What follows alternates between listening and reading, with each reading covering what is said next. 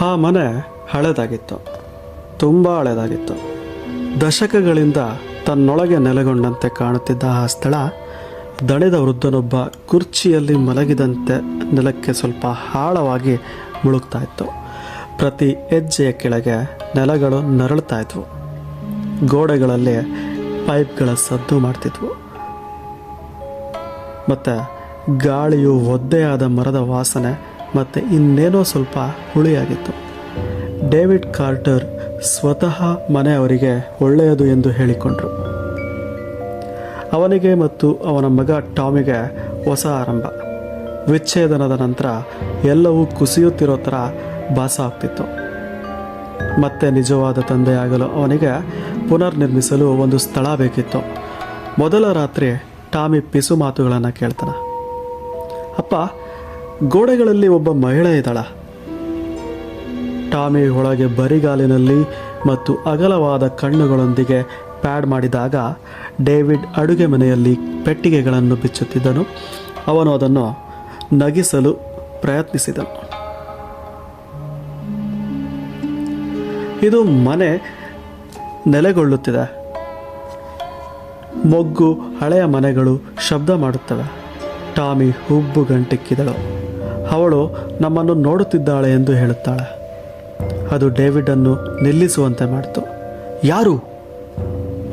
ಪಿಸುಗುಟ್ಟುವ ಮಹಿಳೆ. ಡೇವಿಡ್ನ ಬೆನ್ನ ಮೂಳೆಯಲ್ಲಿ ಒಂದು ಚಳಿ ಹರಿದಾಡಿತು.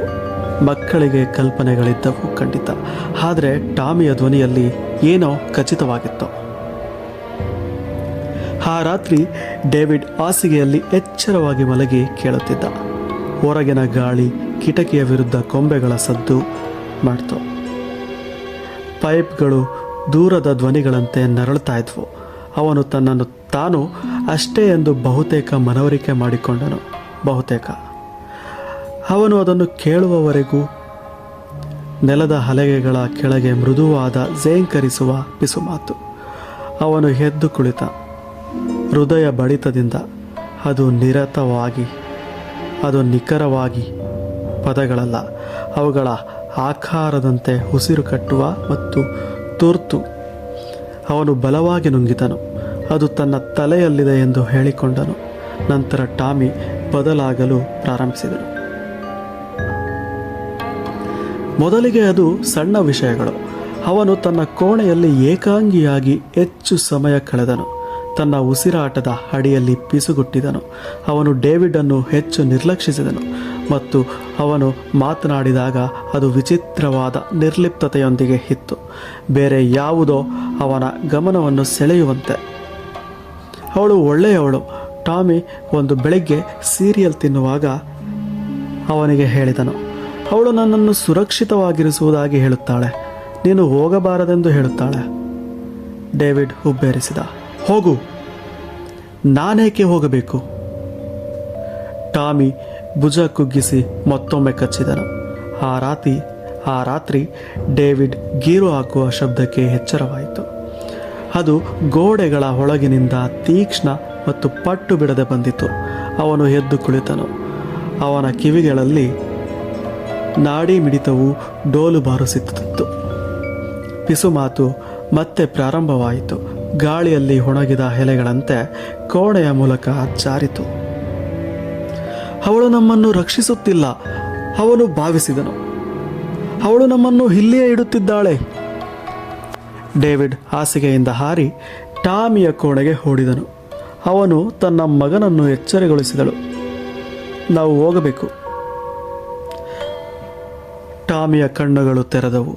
ಅವನು ತನ್ನ ತಂದೆಯನ್ನು ದಿಟ್ಟಿಸಿ ನೋಡಿದನು. ನಂತರ ಅವನ ಹಿಂದೆ ಬೇರೇನೋ ಕೇಳುತ್ತಿರುವಂತೆ ಅವಳು ನಮ್ಮನ್ನು ಬಿಡುವುದಿಲ್ಲ.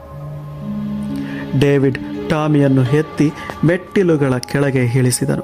ಮುಂಭಾಗದ ಬಾಗಿಲು ಕೆಲವೇ ಅಡಿ ದೂರದಲ್ಲಿತ್ತು. ನಂತರ ಅದು ತನ್ನಿಂದ ತಾನೇ ಮುಚ್ಚಿಕೊಂಡಿತು. ಶೀತ ಮತ್ತು ಹುಳಿಯಾದ ಗಾಳಿಯು ಡೇವಿಡ್ನ ಮುಖವನ್ನು ದಾಟಿ ಹಾದು ಹೋಯಿತು. ಪರಾವಲಂಬಿಯಂತೆ ಅವನು ಮೆದುಳಿನೊಳಗೆ ಕುನುಗುವ ಪಿಸು ಮಾತನ್ನು ಹೊತ್ತುಕೊಂಡದ್ದು. ಇರು. ಗೋಡೆಗಳು ನಡುಗಿದವು. ಮತ್ತೆ ಮನೆ ಮೊದಲಿಗಿಂತ ಆಳವಾಗಿ ನರಳುತ್ತಿತ್ತು. ಅದು ಜೀವಂತವಾಗಿರುವಂತೆ ಟಾಮಿ ಅವನ ತೋಳುಗಳಲ್ಲಿ ಪಿಸುಗುಟ್ಟಿದನು. ಡೇವಿಡ್ ಯೋಚಿಸಲಿಲ್ಲ. ಅವನು ಬಾಗಿಲಿಗಾಗಿ ಧಾವಿಸಿದನು. ಹಿಡಿಕೆಯನ್ನು ಎಳೆಯುತ್ತಿದ್ದನು. ಅವನ ಬೆರಳುಗಳ ಕೆಳಗೆ ಮರವು ಮಂಜುಗಡ್ಡೆಯಂತಿತ್ತು. ಪಿಸುಮಾತು ಜೋರಾಗಿ ಬೆಳೆಯಿತು. ಉಗ್ರವಾದ ಸಿಳ್ಳೆಯಾಗಿ ಹೇರಿತು. ನಂತರ ಬಾಗಿಲು ಹಾರಿ ಹೋಯಿತು. ಡೇವಿಡ್ ರಾತ್ರಿಯಲ್ಲಿ ಹೆಡವಿ ಟಾಮಿಯನ್ನು ಬಿಗಿಯಾಗಿ ಹಿಡಿದುಕೊಂಡನು.